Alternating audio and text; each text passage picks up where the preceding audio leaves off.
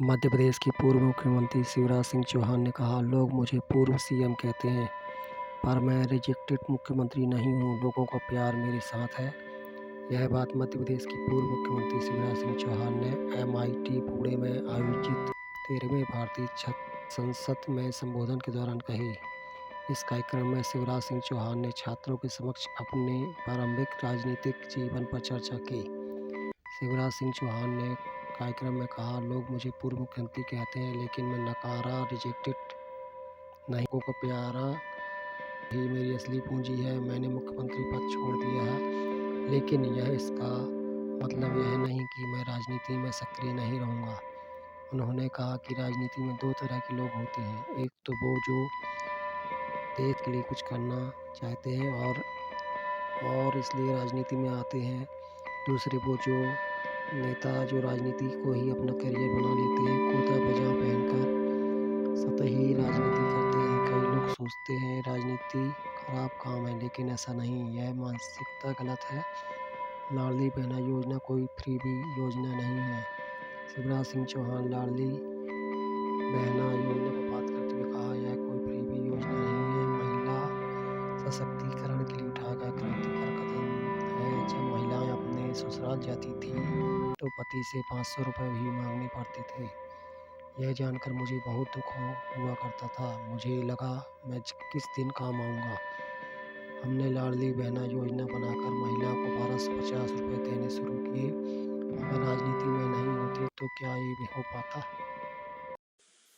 जो बच्चों से दो माँ जितना प्यार करता हो, माँ माँ वो माँ माँ।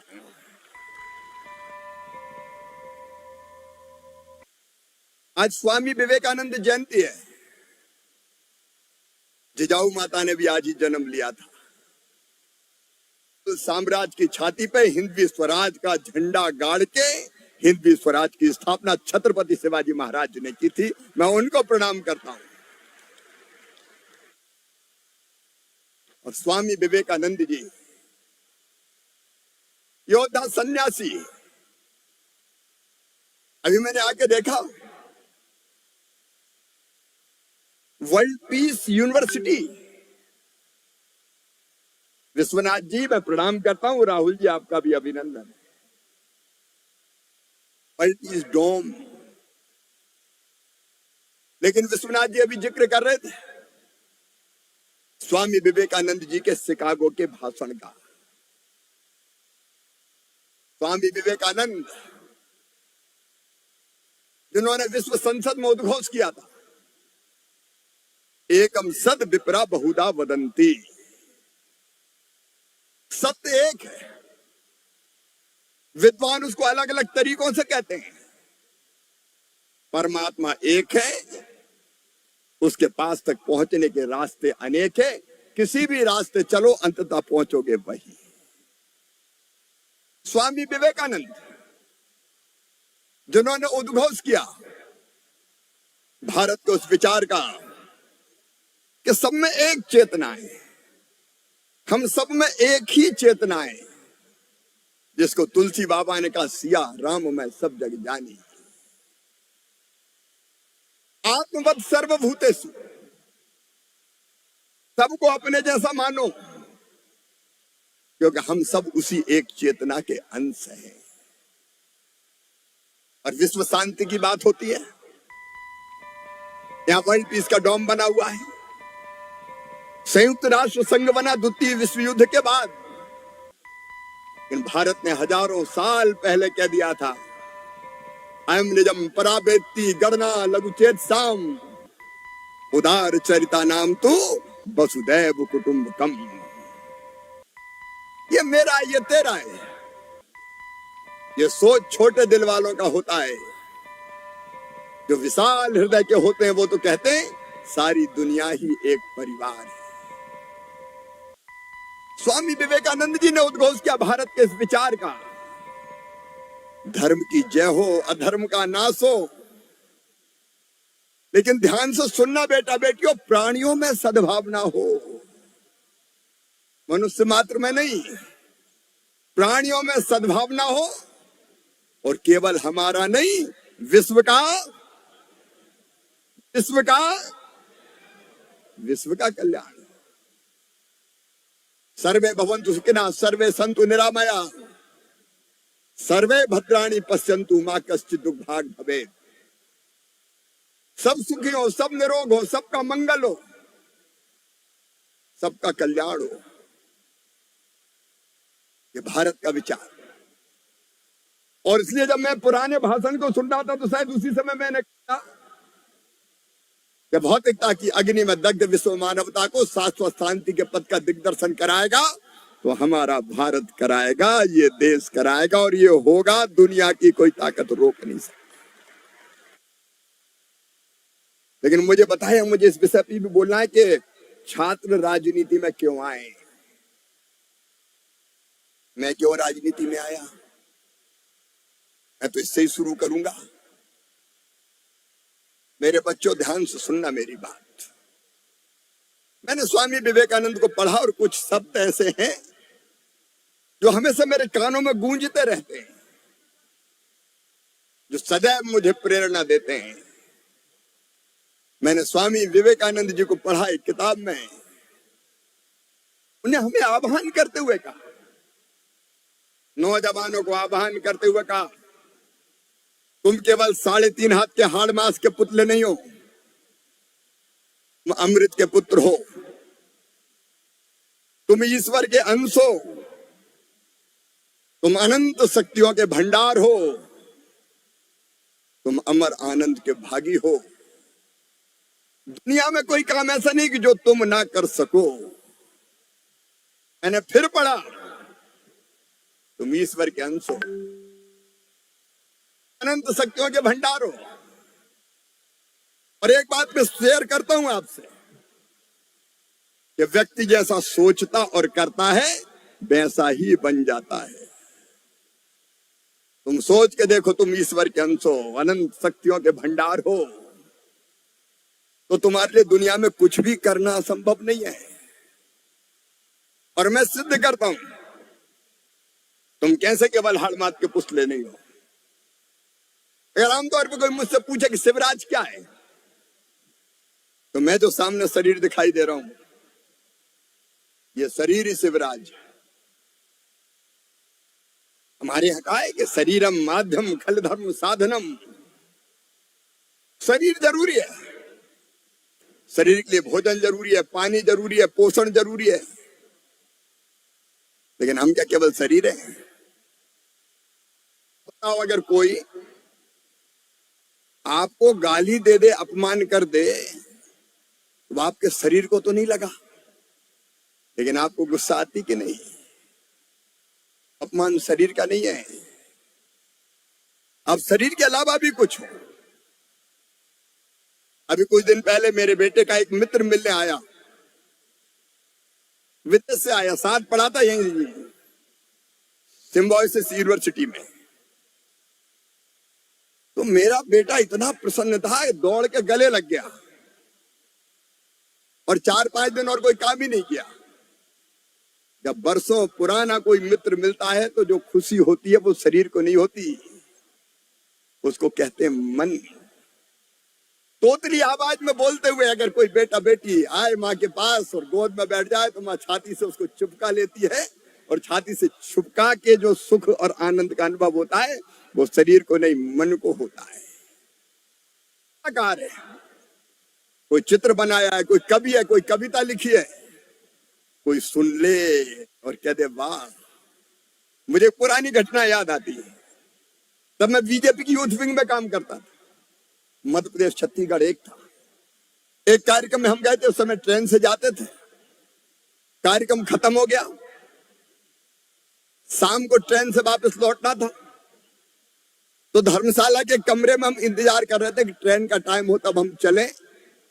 इतने में ही कुछ नौजवान कार्यकर्ता एक बुजुर्ग सज्जन को लेके मेरे पास आए और कहा कि भाई साहब, ये आपके भाषण से बड़े प्रभावित हैं, ये आपसे चर्चा करना चाहते हैं। तो मैं भी उठ के खड़ा हो गया, सम्मान से उनको बैठाया और मैंने उनसे पूछा, बताओ क्या बात है। तो उनका बेटा, ये 80s की बात है, 90s की, उनका बेटा देश की हालत बड़ी खराब है। मैंने कहा बात तो सही कह रहे हैं। बोले वो खराब हालत देख के मैं बहुत दुखी हूं। मैंने कहा व्यथित तो मैं भी हूं, फिर वो बोले बेटा उस व्यथा से व्यथित होके मैंने कुछ पंक्तियां लिखी है, वो पंक्तियां तुम्हें सुनाना चाहता हूं। मैंने सोचा मर गए ये तो कवि है, कविता सुनने का मूड मेरा नहीं था बिल्कुल। तो मैंने थोड़ा टालने की कोशिश की कि मुझे ज्यादा समझ में नहीं आती, आप इनको सुनाओ। लेकिन जिनका मैंने कहा उन्होंने कहा नहीं ये अच्छे कदरदान है, आप तो शिवराज जी को ही सुनाओ। अब उनने कविता सुनाना शुरू किया। अब मजबूरी है, जब कोई कविता सुनाए तो हमको कहना ही पड़ता, वाह क्या शब्द है, क्या भाव है। तो मैं भी कह रहा था वाह वाह क्या शब्द है। कवि वर्ग का उत्साह और बढ़ता जा रहा था। कविता समाप्त होने का नाम नहीं ले रही थी। मेरे पास पानी का गिलास रखा था तो मैं पानी का गिलास उठाया और एक घूंट पानी पिया और फिर बोला वाह वाह क्या शब्द है। और दूसरा घूंट लिया तो मेरी नजर मेरे मित्र के नजरों से मिल गई, जो मुझे फंसा हुआ जान के मुस्कुरा रहे थे। उनको मुस्कुराते हुए देख के मुझे भी हंसी आ गई और मेरा पूरा पानी कविवर के मुंह पे चला गया। मुझे भी खांसी आई, ठसका लगा, आंख में पानी, नाक में पानी, बड़ी मुश्किल से सामान हुआ। फिर मैंने कहा अब क्या करूं, ये कहेंगे कि कैसा ये बीजेपी की यूथ विंग का कार्यकर्ता है। तो मुझे कुछ समझ में नहीं आया। मैंने दोनों घुटने टेके और दोनों हाथ जोड़ के उनके सामने बैठ गया कि मुझे माफ कर दे, मुझसे बड़ी गलती हो गई। वो बोले बेटा कोई बात नहीं, तुम तो अगली पंक्तियां सुनो। ये अगली पंक्ति सुनने का सुख है मन का सुख, शरीर थोड़ी है। आप मन भी है, लेकिन मन के आगे और सोचो, आप केवल मन तक सीमित नहीं हो, आप बुद्धि भी हैं। आजकल केबीसी कभी कभी आता है, कौन बनेगा करोड़पति। बिग बी बैठे रहते हैं, हॉट सीट पे किसी और को बिठाते हैं, आप टीवी के स्क्रीन के सामने बैठे हैं और 4 सवाल स्क्रीन को उभरते हैं। आपसे नहीं पूछा जवाब, लेकिन अगर आ गया तो तुरंत चिल्लाते हैं ए अभी। और सही हुआ तो फिर अपनी पत्नी की तरफ देखते कि देखा अपन को भी आता है। डॉक्टर विजय भाटकर बैठे, कहते न्यूटन एक पेड़ के नीचे बैठे थे, सेब का पेड़ था, फल लगे थे, अचानक हवा चली, पेड़ हला, फल टूटा, जमीन पे गिरा। अब न्यूटन सोचने लगे हवा चली, पेड़ हिला, फल टूटा, जमीन पे क्यों गिरा, ये आसमान में क्यों नहीं गया, ये बीच में क्यों नहीं अटका। उत्तर नहीं मिल रहा था। तो जो आ रहे थे जा रहे थे लोग, उनसे पूछा कि बताओ भाई ये फल टूट के जमीन पे क्यों गिरा। तो लोगों ने कहा दुनिया जमाने से देखते चले आ रहे हैं, अगर पेड़ से कोई चीज टूटती है तो जमीन पे ही तो गिरती है। उन्होंने कहा नहीं ये बीच में क्यों नहीं अटकी, आसमान में क्यों नहीं गई। लोगों ने कहा ये तो गया काम से। लेकिन न्यूटन खोजते रहे और अंततः पृथ्वी में गुरुत्वाकर्षण की शक्ति होती, उन्हें खोज ही लिया। और उस सिद्धांत को खोज के जिस आनंद का अनुभव हुआ, वो अनुभव बुद्धि करती है, बुद्धि। लेकिन इसके अलावा एक चीज और है जिसको हमारे यहां भारतीय मनीषियों ने कहा आत्मा। विस्तार में विवेचन पर नहीं जाऊंगा, लेकिन मैं ये विश्वास के साथ कहता हूं कि हम जो हैं वो 2 हैं, एक अंदर का शिवराज, एक बाहर का शिवराज। कई बार बाहर का शिवराज गलत भी सोचना, झूठ भी बोल दो, चोरी भी कर दो, लेकिन अंदर से आवाज आती कि मत कर, ये गलत है, गलत है, गलत है, अंतरात्मा। और इसलिए मैं जो आपसे कहना चाह रहा हूं, आप केवल शरीर नहीं, आप कुछ और हैं। और आप क्या हैं अगर आप जान लें तो आप दुनिया में बड़े से बड़ा काम कर सकते हैं। मैं राजनीति में इसलिए आया कि विवेकानंद जी के वो शब्द, तुम अनंत शक्तियों का भंडार हो, और जीवन इसलिए नहीं है कि ये व्यर्थ गवाया जाए, ये बेकार किया जाए। और जब मैं 7th में पढ़ता था, 7वीं में, तब पहला आंदोलन मैंने किया अपने गांव के मजदूरों के लिए। उनको मिलती थी मजदूरी पैसे में नहीं, अनाज में मिलती थी, एक बर्तन में नाप के 2.5 पाई मिलती थी। मैंने कहा 2.5 पाई नहीं 5 पाई लेंगे। मंदिर पे बैठक बुलाई, थोड़े से लोग आए क्योंकि मेरी उम्र बहुत छोटी थी। और बाद में 20-25 मजदूरों को लेके जुलूस निकाल के हम लोग आगे बढ़े। तो घर के सामने जब जुलूस गया तो मेरे घर से मेरे चाचा जी निकले थे लाठी लेके कि बाप आज मैं मजदूरी बढ़ाता हूं, क्योंकि वो खुद किसान थे।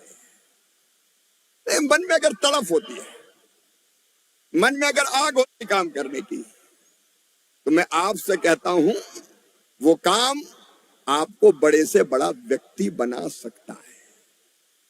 इमरजेंसी लगी, आपातकाल लगा। मैं 11th में पढ़ता था, 11वीं में स्कूल का प्रेसिडेंट भी था। मुझे लगा कि डेमोक्रेसी के लिए ठीक नहीं है, लोकतंत्र के लिए ठीक नहीं है।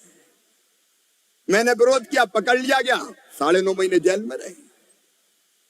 राजनीति में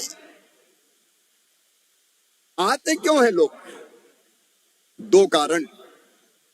एक, स्वाभाविक रूप से लोगों के लिए जीना है, देश के लिए कुछ काम करना है, बड़ा प्रदेश के लिए काम करना है, समाज के लिए करना है। लेकिन आजकल दूसरे तरह के नेता भी है जो पॉलिटिक्स को ही कैरियर मान लेते हैं। ये कैरियर है, लक धक कपड़े पहन के कुर्ता पजामा और सतही राजनीति करने का प्रयास करते हैं। राजनीति में आना चाहिए। मैं यहां जिम्मेदारी के साथ कह रहा हूं। कई बार लोग सोचते हैं कि अरे हम क्या करेंगे राजनीति में जाके, तो बेकार काम है। कई बार वो कहानी याद आती है, एक पिता के 4 पुत्र थे। एक को ने डॉक्टर बनाया, एक को ने इंजीनियर बनाया, एक बिजनेसमैन बना। चौथे के बारे में पूछा कि इससे क्या कराओगे? बोले इसको कुछ नहीं आता, इसको राजनीति में भेज रहा हूं। लेकिन ये मानसिकता सबके लिए ठीक नहीं है। मेरे मन में बचपन से एक विचार था, मैं देखता था और बेटी में गांव के लोग भेदभाव करते हैं। शहरों में भी होता है कई मात्रा में, पहले ज्यादा होता था, आजकल थोड़ा कम होगा, लेकिन भेदभाव होता है। और मैं देखता था कि बेटा बेटी में भेद क्यों? कई बार तो कई जगह ऐसा हुआ कि पहले ही पता चल गया कि जन्म लेने वाली बेटी है तो बेटी को जन्म ही मत लेने दो। कोई कत्ल खाना बना दिया, सेक्स रेशियो बदल गया, बेटे ज्यादा पैदा होने लगे, बेटियां कम पैदा होने लगी। मध्य प्रदेश में 912 बेटियां 1000 बेटे। तब मन में तकलीफ होती थी, कुछ करना चाहिए, कुछ करना चाहिए। तो मैं ऐसे ही भाषण देता था और कहता था बेटी को आने दो, बेटी है तो कल है। एक बूढ़ी अम्मा खड़ी हो गई, बड़ी बात कर रहा है, बेटी को आने दो, बेटी है तो कल है। बेटी आ गई तो शादी में दहेज का इंतजाम क्या तू करवाएगा? तो मुझे लगा कि भाषण से कुछ नहीं होगा, कुछ और करना पड़ेगा। बाद में मैं MLA बना तो मैंने कोशिश की कि कुछ बेटियों की शादी अपने मित्रों के साथ मिलकर करूं। मेरी धर्मपत्नी भी यहीं बैठी है। मैं सांसद बना, सांसद बनने के बाद मेरी शादी हुई। तो फिर हम दोनों शादी करते थे बेटियों की, जितनी हमारी सामर्थ्य, कभी 25 की, कभी 35 की, कि कुछ तो बोझ कम करे। लेकिन जैसे ही मैं मुख्यमंत्री बना, मैंने पहली योजना बनाई लाडली लक्ष्मी योजना, और यह तय कर दिया मध्य प्रदेश की धरती पर बेटी बोझ नहीं रहेगी, पैदा होगी तो लखपति पैदा होगी। मंत्री बनने के बाद मैंने अपने अफसर बुलाए और मैंने कहा कि बेटियों को मुझे लखपति बनाना है। तो एक दूसरे की तरफ देख के धीरे से मुस्कुराए पहले, फिर सोचा नए नए मुख्यमंत्री बने, नया जोश होगा, कुछ दिन में ठंडा हो जाएगा। कहा सर इम्पॉसिबल, ये कैसे हो सकता है? ये नहीं हो सकता। मैंने कहा ये होगा क्योंकि तू मुख्यमंत्री नहीं है, मुख्यमंत्री मैं हूं। और हमने तय कर दिया कि बेटी पैदा होगी तो सीधे उसके अकाउंट में 30,000 रुपया डालेंगे। वो 5वीं पास करके 6वीं में जाएगी तो 2,000, 8वीं पास करके 9वीं में जाएगी तो 4,000, 10वीं पास करके 11वीं में जाएगी तो 6,000, 12वीं में फिर 6,000, कॉलेज में 12,500, और जब 21 साल की होगी तो सीधे 1 लाख रुपया मिल जाएंगे। बेटी लखपति होगी। ये लाडली लक्ष्मी योजना। आज 46 लाख से ज्यादा लाडली लक्ष्मी बेटियां मध्य प्रदेश की धरती पर हैं, और हर राज्य ने इस योजना को किसी न किसी नाम से शुरू किया। इसका इंपैक्ट असेसमेंट में आपको बताता हूं। पहले 912 बेटियां 1000 बेटों पर पैदा होती थी। आज मध्य प्रदेश में 976 बेटियां 1000 बेटों पर जन्म ले रही है। और मैं मामा कैसे बना? सबसे पहले उन बेटियों ने ही मुझे मामा कहना शुरू किया और सचमुच में मेरा रोम रोम पुलकित हो जाता है। वो बेटियां जिनको मैंने गोद में 2006 में 7 में खिलाया था और एनएससी दी थी, वो सर्टिफिकेट दिया था लाडली लक्ष्मी का, आज कॉलेज में पढ़ रही है।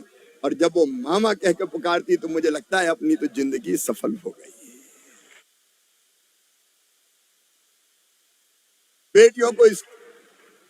बेटियों को बुक्स हो, दूसरे गांव बेटियां पढ़ने नहीं जाती थी, माँ बाप भेजते नहीं थे, पैदल कैसे जाएगी। तब आइडिया आया कि साइकिल दो, तो सबसे पहले हिंदुस्तान में साइकिल मध्य प्रदेश ने बेटियों को देना शुरू की। भांजे लेकिन मुझसे नाराज हो गया कि मामा बेईमानी हो रही है, भांजियों को साइकिल, हम पैदल घिसटते जा रहे हैं। तो बाद में मैंने भांजों को भी देना शुरू कर दी। एक नहीं, ऐसी अनेकों स्कीम, उसके विस्तार में नहीं जा रहा। महिला और पुरुष में भेद क्यों? क्या स्त्री को भगवान ने नहीं बनाया? मैं आज भी देखता हूं, मैं गांव में देखता था, पति पत्नी की लड़ाई होती थी, झगड़ा होता था, तो पति जब चाहता था पत्नी पे हाथ उठा देता था। और उस समय मेरी आत्मा रोती थी कि हे भगवान, वो दिन कब आएगा जब स्त्रियों को भी पुरुषों के बराबर सम्मान मिले। मुझे गर्व है इस शास्त्र संसद में कहते हुए कि मुझे सौभाग्य मिला मध्य प्रदेश में स्थानीय निकाय के चुनाव में 50% रिजर्वेशन हमने स्त्रियों को दिया, माताओं बहनों को दिया और कहा मेयर बनो, सरपंच बनो, जिला पंचायत के अध्यक्ष बनो, पर्दे में से बाहर निकलो, सरकारें चलाओ। विरोध तब भी हुआ। मध्य पहला राज्य जाता है कि हमने कि पुलिस में भी 30% भर्ती बेटियों की होगी। डीजी सहित तत्कालीन बड़े पुलिस अफसर, सर गड़बड़ हो जाएगी, ये लड़कियां पुलिस में क्या करेंगी, इनका इनके हाथ में डंडे दूंगा तो गुंडों की अकल ठिकाने लगाएगी, चिंता मत करो। एक नहीं, एक के बाद मैं बचपन में देखता था। मैं राजनीति की बात कर रहा हूं, अगर मैं राजनीति में नहीं होता तो हम कैसे करते। मैं देखता था बचपन में मेरी गरीब बहन मजदूरी करती थी, खेतों में काम करती थी, बेटा बेटी को जन्म देने के एक दिन पहले तक काम करती थी और बेटा बेटी को जन्म देने के बाद 8 दिन भी आराम नहीं करती थी और फटी साड़ी का टुकड़ा अपने माथे पर बांध के मजदूरी करने पहुंच जाती थी। बेटा बेटी को खेत की मेड़ पर रखती थी और दिन भर मजदूरी करती थी। और तब मैंने तय किया मध्य प्रदेश की धरती पर कि बेटा बेटी के जन्म के पहले 4000 और जन्म के बाद 12000 रुपया देंगे ताकि इस बहन को भी आराम करने का मौका मिल सके। अब ये फ्री बीज नहीं है। हमने एक और क्रांतिकारी फैसला किया। हमने तय किया कि अगर दुकान मकान मैंने देखा, मैंने असेसमेंट करवाया कि स्त्रियों के नाम पे कितने, पुरुषों के नाम पे कितने, तो पता चला पतिदेव के नाम पे या बेटे के नाम पे, ये बेटी या पत्नी के नाम पे नहीं है। तो हमने तय किया कि दुकानों मकानों खेतों अगर महिला के नाम पे खरीदोगे तो केवल 1% रजिस्ट्री शुल्क लगेगा और पुरुष के नाम पे खरीदोगे तो 5% लगेगा। कई लोगों ने संपत्ति खरीदी और अपनी पत्नी के नाम कर दी। पप्पू की मम्मी तेरे नाम कर दी है, पैसा बच जाएगा रजिस्ट्री का। हमने कहा इस बहाने संपत्ति तो नाम हो। और लाडली बहना की आज बहुत चर्चा है, देश में चर्चा है। वो भी फ्री बीज नहीं है। आधी आबादी को पूरा न्याय है, आधी आबादी को पूरा न्याय।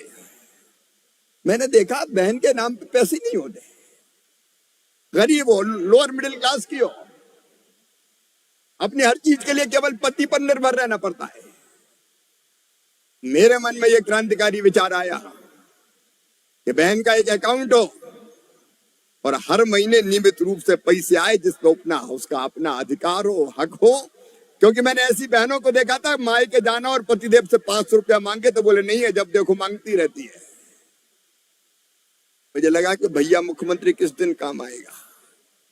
और हमने लाडली बहना बना के 1,32,00,000 बहनों के खाते में हर महीने 1250 रुपया भेजना शुरू किया। वो फ्री बीज नहीं है, वो उनको न्याय देना है और उन्हें दुरुपयोग नहीं किया। छोटे छोटे काम धंधे पैसा बचा के करना शुरू किया। मैं ये बात इसलिए कह रहा हूं कि अगर राजनीति में नहीं होते तो क्या ऐसे बड़े क्रांतिकारी फैसले हो सकते थे? मेरे बेटा बेटियों, मैंने देखा था मध्य प्रदेश में कई गरीबों के बेटा बेटी डॉक्टर बन सकते थे, इंजीनियर बन सकते थे, पास लेकिन पैसे नहीं है। गरीब को एजुकेशन लोन भी नहीं मिल पाता। और इसलिए हमने उस धरती पर मध्य प्रदेश की तय किया कि जिन बच्चों में टैलेंट है, किसी जाति समाज के हो, जात पात पूछे नहीं कोई, हरि को भजे सो हरि को होई, कोई भेदभाव नहीं बच्चों में। और तय किया तो उनके टैलेंट के कारण नीट के माध्यम से, क्लैट के माध्यम से, जेई मेंस के माध्यम से उनका एडमिशन अगर medical college, engineering college, IIT, IIM कहीं भी होता है तो फीस बच्चों के मम्मी पापा नहीं भरवाएंगे, उनका मामा भरवाएगा, बीजेपी की सरकार भरवाएगी। लाखों बच्चे आज मेरे डॉक्टर, इंजीनियर, साइंटिस्ट बन रहे हैं। काम कई हो सकते हैं, मैं उसके विस्तार में नहीं जा रहा, लेकिन आप सोचो, अगर आप इंडिविजुअल रह के काम करना चाहो, अकेले तो कितना काम कर सकते हैं। मैं शिवराज अकेला करता तो अपनी पत्नी के साथ 5 बेटियों की शादी करता, 50 बेटियों की शादी करता। लेकिन मैं राजनीति में आया, एमएलए बना, एमपी बना और मुख्यमंत्री बना, तो लाखों मास मैरिज हर साल होती है, लाखों। आप अगर ऊपर जाते हैं और आवाज देते हैं तो वो सारी दुनिया को सुनाई देती है। और इसलिए आज मैं MIT यूनिवर्सिटी के इस कार्यक्रम में आपको आह्वान करने आया हूं, राजनीति में आने से डरो मत, आगे बढ़ो, आओ। अगर तुम नहीं आओगे तो कौन आएगा? बेईमान आए। अगर हम बेईमान नहीं है, हम अच्छे हैं, हम ईमानदार हैं, हम कर्मठ हैं, हम चरित्रवान हैं, हम देशभक्त हैं, हम राजनीति छोड़ दें तो क्या केवल चोरी करने वालों के लिए राजनीति सौंप दें? क्या उनके जिम्मे सारे राजनीतिक अधिकार सौंपे जाएंगे? और इसलिए मैं कह रहा हूं, लीड करो, लीड। तुम कर सकते हो क्योंकि तुम अनंत शक्तियों के भंडार हो। एक बात सोच लेना, अगर तुम ये सोचोगे कि मैं क्या कर सकता हूं, मैं तो दीनहीन हूं, मुझ में कोई सामर्थ्य नहीं है, तो अपने मुंह की मक्खी भी नहीं उड़ा पाओगे, वो भी उड़ाने पड़ोसी आएगा। और जिस दिन तन के खड़े हो जाओगे और तय कर लोगे कि दुनिया में कोई काम ऐसा नहीं जो मैं ना कर सकूं, संकल्प अगर तुम्हारे अंदर पैदा हो गया। देखो, 2 मन होते हैं, एक चेतन मन और एक अवचेतन मन। चेतन मन सोचता है, विचारता है, और अवचेतन उसका अनुसरण करता है। अगर तुम्हारे चेतन मन ने कहा कि नहीं, मैं बिजनेस भी नहीं कर सकता, व्यापार भी नहीं कर सकता, मैं कैसे पास होऊंगा, मैं पढ़ भी नहीं सकता, तो आप असफल हो जाओगे, क्योंकि अवचेतन मन चेतन की बात ही मान के वैसी प्रक्रियाएं प्रारंभ कर देता है। और तुमने अगर सोच लिया कि नहीं मैं करूंगा, करके रहूंगा, तो तुम्हारा अवचेतन मन वैसी प्रक्रियाएं प्रारंभ कर देगा। एक छोटा सा उदाहरण, अगर वैष्णव देवी जाना हो, 14 किलोमीटर चढ़ाई करनी पड़ती है, तो वैसे कहते चले जाओ, चढ़ जाओ, तो कोई चढ़ेगा? पागल हो क्या? लेकिन अगर चेतन मन ने तय कर लिया कि नहीं मुझे चढ़नी है, तो शरीर में वो ताकत अपने आप पैदा हो जाती है कि बच्चे भी दौड़ते हुए वैष्णव देवी के दर्शन करने पहुंच जाते हैं। और इसलिए आज मैं ये कहने आया हूं, सोचो, बड़ा सोचो। एक अंतिम उदाहरण देकर अपनी बात समाप्त करूंगा। मध्य प्रदेश में भी विधानसभा के चुनाव हुए। सारे पॉलिटिकल विश्लेषक कहते थे मध्य प्रदेश में बीजेपी नहीं जीतेगी। 18 साल हो गए, एंटी इनकम्बेंसी है। कांग्रेस घोषणा करती थी क्लीन स्वीप करेंगे, और तो और मेरी पार्टी के नेता भी कहते थे मुश्किल है, नहीं हो सकता, गड़बड़ है। लेकिन मैंने तय किया कि किसी भी कीमत पर मेरी पार्टी को जिताऊंगा, कोई ताकत दुनिया की मुझे जीतने से नहीं रोक सकती। एक संकल्प पैदा हुआ और उसके अनुरूप काम किया। मैं आज आपसे शेयर करना चाहता हूं, 2 घंटे सोता था मैं, केवल 2 घंटे। रात के 10 बजे तक पहले हेलीकॉप्टर की सभाएं, और हेलीकॉप्टर का मैंने कभी पंखा बंद नहीं होने दिया। दौड़ के कूदता था, सभा करता था, दौड़ के बैठता था, और रात में बाय रोड, फिर मीटिंग, फोन। 2-2:30 बजे भोपाल आता था, 2 घंटे सोता था, फिर काम तो शुरू हो जाता था। सारे लोग कर रहे थे, बाद में कहने लगे कांटे की टक्कर है, कांटे की टक्कर है। मैंने कहा लाडली बहनों ने सारे कांटे निकाल दिए, मेरा स्टेटमेंट पढ़ा होगा आपने। और जब रिजल्ट आए तो आपने देखा होगा कांग्रेस ने नहीं, बीजेपी ने क्लीन स्वीप किया। अब तक के सबसे ज्यादा वोट मिले बीजेपी को, सबसे ज्यादा वोट, और सबसे ज्यादा शानदार सीटें। सोचा और हो गया।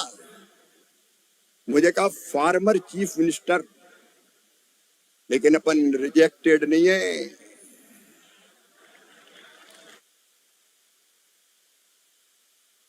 कई बार आदमी कब छोड़ते हैं, जब जनता नकार दे, लोग गाली देने लगे, बहुत दिन हो गया यही बैठा हुआ है। अपन छोड़ के भी आए तो ऐसे आए कि जहां जाते हैं लोग कहते हैं मामा मामा मामा मामा। जनता का स्नेह और प्यार ये अपनी असली दौलत है। लेकिन छोड़ दिया, इसका मतलब ये नहीं कि राजनीति नहीं करूंगा, अभी भी करूंगा। किसी पद के लिए नहीं, राजनीति केवल पदों के लिए नहीं होती, राजनीति बड़े लक्ष्य के लिए। और उसी का आह्वान आपसे करने आया हूं। मित्रों, आना पड़ेगा तुम में से कई को राजनीति में, इसलिए कि कई काम बाकी है जो पूरे करने हैं। अभी यहां बता रहे थे हमारे मित्र राहुल जी, 22 जनवरी को वो सौभाग्य के सूर्य का उदय होगा जब अयोध्या में भगवान राम की जन्मभूमि पर दिव्य और भव्य मंदिर में राम लला विराजेंगे। वो गौरव के पल है, हम सौभाग्यशाली हैं। सैकड़ों वर्षों के संघर्ष के बाद ये हो रहा है। लेकिन राम लला तो आएंगे ही, राम राज भी आएगा, और राम राज लाना है, उसके लिए लड़ना है, काम करना है। ऐसे नहीं हो जाएगा कि मैं तो देखता रहूंगा सोशल मीडिया पे, बस हाथ घुमा दूंगा, मुझे क्या करना ज्यादा है।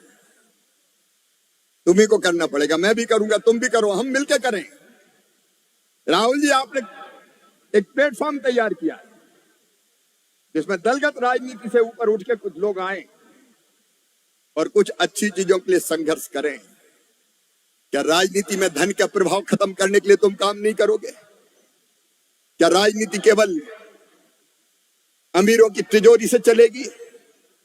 अभी मैं गया था तेलंगाना, जो मैंने सुना मैं तो हैरत में रह गया। एक एक एमएलए का कैंडिडेट 35-35, 40-40 करोड़, कुछ तो 100-100 करोड़ खर्चा कर रहे हैं। अगर 35-40 करोड़ रुपया एमएलए बनने के लिए खर्चा करोगे तो देश की सेवा करेंगे, प्रदेश की सेवा करेंगे। राजनीति से धन के प्रभाव को समाप्त करना होगा। मैं अहंकार की बात नहीं बोलता, लेकिन मैं लड़ता हूं एक क्षेत्र से। अब तक मैं 11-12 चुनाव लड़ा हूं। एक मुझे लड़ाया था पार्टी ने दिग्विजय सिंह जी जब मुख्यमंत्री हुआ करते थे तो उनके खिलाफ, तो वहां भी लड़ने पहुंच गया था। लेकिन एक ही क्षेत्र से 11 बार जीता हूं। और आज कोई मेरे क्षेत्र में जाके देख लेना, सरेआम मीडिया के सामने कह रहा हूं, मैं चुनाव में प्रचार करने नहीं जाता। एक दिन पहले फॉर्म भरने के निकलता हूं तो गांव की जनता आती, मुझे थैली भेंट करती जिसमें पैसे और एक सूची होती, रामलाल के 100 रुपए, श्यामलाल के 200 रुपए, और उस पैसे से चुनाव लड़ते हैं। ये भी होता है। ईमानदारी से काम करो, जनता साथ देती है। नौजवान को आगे आगे ना पड़ेगा। महिला सशक्तिकरण मेरे जीवन का मिशन है और स्त्री और पुरुष को बराबरी पे मैं लाकर रहूंगा, ये मेरा संकल्प है। राजनीति के अलावा भी मैं इसके लिए काम करूंगा। फ्री एजुकेशन बच्चों को, प्राइवेट कॉलेज में हम फीस भरते हैं सरकार की तरफ से। मध्य प्रदेश में सीएम राज स्कूल हम बनाए। बच्चों को क्या गरीब है तो अधिकार नहीं है कि वो ढंग से पढ़ाई करे? क्या धन के अभाव में उसका टैलेंट मारा जाएगा? यह बहस का विषय हर बच्चे के लिए एजुकेशन फ्री होनी चाहिए और गुणवत्तापूर्ण शिक्षा फ्री होनी चाहिए। मैं ये मूवमेंट चलाऊंगा। पास कम से कम रहने की जमीन का टुकड़ा तो चाहिए। भगवान ने पैदा किया तो इतनी धरती तो नाम पे छोड़ी होगी कि जिसपे अपना घर बना के रह सके। मुंबई में ही देख लो आप, झुग्गी झोपड़ियों में कैसे कई लोग, ये देश के हर राज्य में, मैं किसी राज्य विशेष की, लेकिन करना पड़ेगा। और मित्रों, अंतिम बात, पर्यावरण बचाना पड़ेगा। मैं रोज पेड़ लगाता हूं, रोज। मुझे लगा कि मुख्यमंत्री बन के भाषण दे दो, पेड़ लगाओ, खुद कुछ ना करो, इससे नहीं होगा। पहले जो कहते हो वो करो। मैं रोज पेड़ लगाता हूं।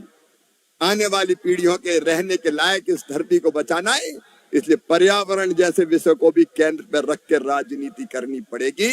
आज मैं आप सबको छात्र संसद में एक बार फिर आह्वान करता हूं, मत समझो राजनीति को बुरा। आओ, किस दल में आते हो ये आप सोचो। मैं तो बीजेपी अच्छी मानता हूं, बीजेपी की बात करूंगा, क्योंकि देश के लिए, समाज के लिए मुझे लगता है ये पार्टी सबसे बेहतर काम कर रही है। मेरे लिए साधन है भारतीय जनता पार्टी, लेकिन आप जरूर आइए सार्वजनिक क्षेत्र में। अरे अपने लिए जिए तो क्या जिए, अपने लिए तो कीट पतंगे भी जीते हैं, पशु पक्षी भी जीते हैं। अपने लिए जिए तो क्या जिए, तू जी ए दिल जमाने के लिए। बड़ा काम करने के लिए तो जियो। यक्ष ने युधिष्ठिर से पूछा था एक प्रश्न, बताओ दुनिया में सबसे बड़ा आश्चर्य क्या है? तो युधिष्ठिर ने जवाब दिया था, मनुष्य पैदा होता है, बच्चा होता है, फिर बड़ा होता है, पढ़ता है, फिर और बड़ा होता है, शादी होती है, फिर बूढ़ा होता है, फिर मर जाता है। जो आया उसको पता एक दिन जाना ही है, अमर होके नहीं आया।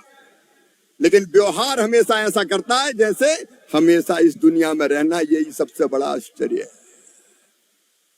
मैं ये कह रहा हूं कि आए हो तो 100 साल, 90 साल, 80 साल जियो, तो ऐसा जियो कि जमाना कहे कि सचमुच में इसका जीवन अपने लिए नहीं, दूसरों के लिए था। स्वामी विवेकानंद जी ने उद्घोष करते हुए कहा था, उत्तिष्ठित जागृत प्राप्य बारिण्य बोधता। उठो, जागो, और जब तक लक्ष्य प्राप्त ना हो जाए रुको मत। लक्ष्य बड़ा तय करो, आगे बढ़ो और उसे हासिल करो। मामा भी तुम्हारे साथ है। बहुत बहुत धन्यवाद।